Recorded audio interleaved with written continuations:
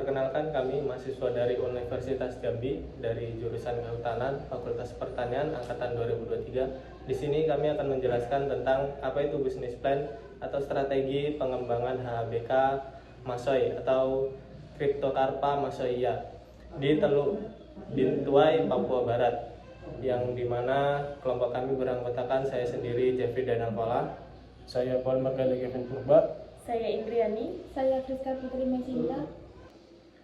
Di sini kami akan mulai menjelaskan tentang latar belakang yang akan dibacakan oleh saudari Friska. Baik, saya akan menjelaskan latar belakang. Hutan Indonesia memiliki potensi besar dari hasil hutan bukan kayu atau HHBK yang bernilai ekonomi tinggi dan berkelanjutan.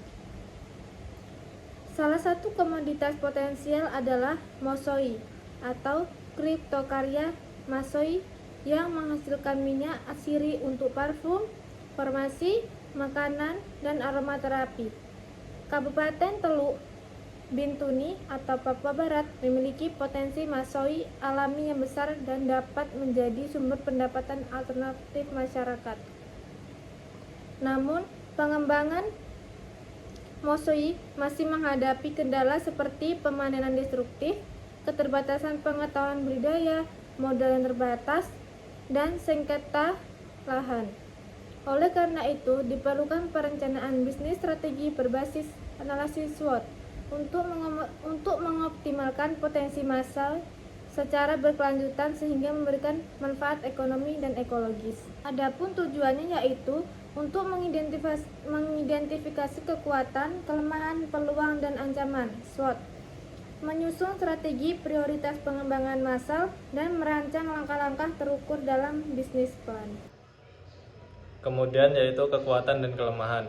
Kekuatan atau strength antara lain yaitu ekologinya cocok untuk tumbuhan masoi. Yang kedua, populasi alami tinggi yaitu 277,8 anakan per hektar. Yang ketiga, lahannya luas dan tenaga kerjanya memadai. Yang keempat, minat masyarakat untuk budidaya itu tinggi. Kelemahannya antara lain teknik pemanennya destruktif atau tebang pohon, yaitu dapat mengakibatkan kerusakan yang sangat fatal. Yang kedua, pengetahuan budidaya rendah. Ketiga, modal terbatas dan sengketa lahan. Yang keempat yaitu tingkat kegagalan tanaman 30-38%. Selanjutnya yaitu peluang dan ancaman. Peluangnya atau opportunities. Yang pertama yaitu harga tinggi, yaitu domestiknya mencapai 2-3,5 juta per liter. Ekspornya mencapai 250-350 US dollar per liter.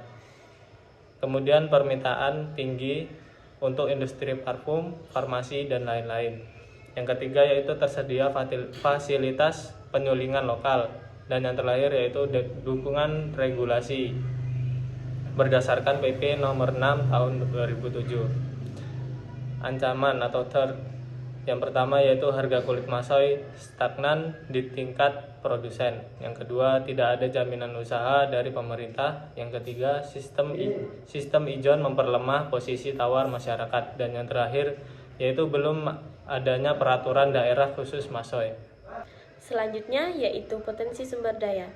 Ada beberapa potensi sumber daya. Yang pertama yaitu kondisi ekologis ideal dengan curah hujan 2000 sampai 4000 mm per tahun.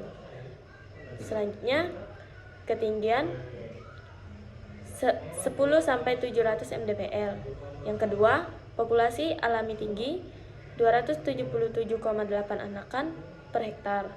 Yang ketiga, lahan ulayat masyarakat adat tersedia. Yang keempat, nilai ekonomi tinggi dengan 2 hingga 3,5 juta per liter domestik atau dalam negeri.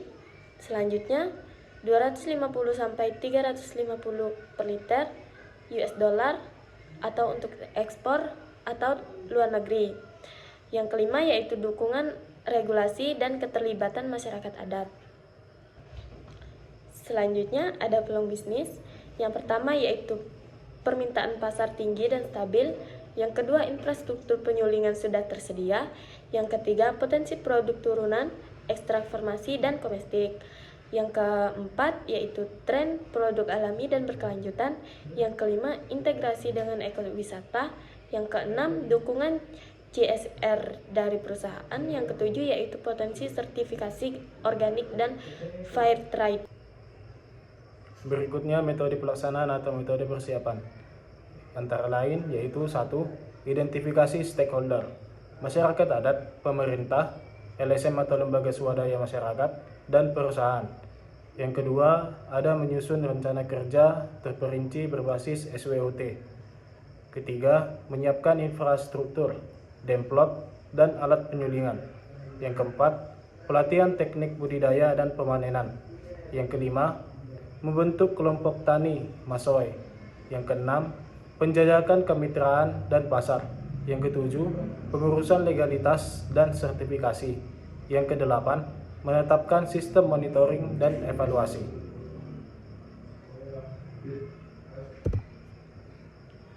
Berikutnya ada metode pelaksanaan atau metode pengembangan dengan pembibitan dan perbanyakan tanaman. Dilakukan dengan persemaian modern dengan 10.000 hingga 15.000 bibit per tahun dan dengan teknik vegetatif, stek dan cangkok. Yang kedua, budidaya berkelanjutan. Dilakukan dengan sistem agroforestry, konservasi tanah, dan pemupukan dan pemangkasan rutin. Yang ketiga, pemanenan tidak destruktif. Dilakukan dengan metode sadap kulit tanpa menebang pohon atau tanpa metode destruktif, dan pengolahan pasca panen. Yang keempat, modernisasi teknologi penyulingan. Dilakukan dengan diversifikasi produk. Berikutnya ada promosi. Dilakukan dengan strategi yaitu pertama, materi promosi dengan bahasa bilingual atau dengan bahasa Indonesia dan bahasa Inggris. Yang kedua, dibuatkan website khusus produk dan media sosial aktif. Yang ketiga, partisipasi pameran nasional dan internasional. Yang keempat, public relation atau hubungan publik. Dilakukan dengan press release rutin, kolaborasi dengan influencer, dan cerita sukses pemberdayaan masyarakat adat. Untuk jadwal kegiatan yaitu durasi programnya 16 minggu, persiapan lahannya yaitu dari minggu pertama sampai minggu ketiga, pembibitannya minggu ketiga sampai minggu kelima, penanaman dan pemeliharaannya yaitu minggu ke-6 sampai minggu ke-11, pelatihan teknisnya minggu ke-4 sampai minggu ke-5, pemanenan dan pengelolaan yaitu minggu 12 sampai minggu 14, pemasaran yaitu minggu 14 dan sampai minggu 16, monitoring dan evaluasi dari minggu ke-2 sampai minggu ke-16.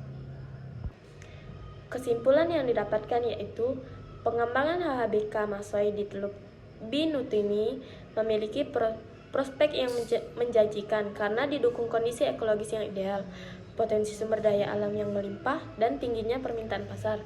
Dengan anggaran 1,8 miliar rupiah dan pelaksanaan selama 16 minggu.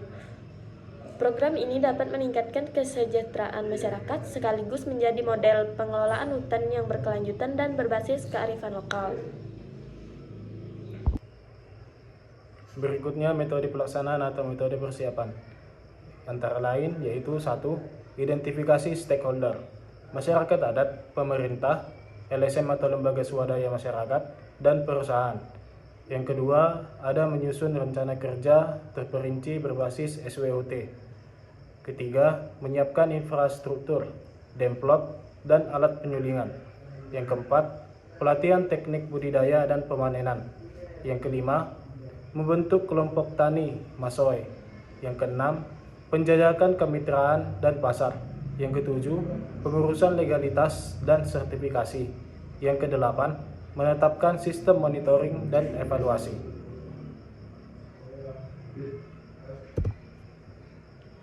Berikutnya ada metode pelaksanaan atau metode pengembangan dengan pembibitan dan perbanyakan tanaman.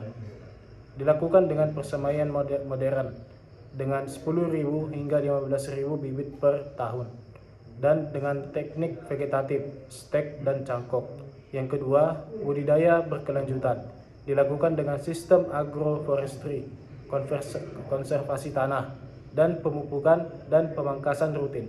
Yang ketiga, pemanenan tidak destruktif, dilakukan dengan metode sadap kulit tanpa menebang pohon atau tanpa metode destruktif, dan pengolahan pasca panen.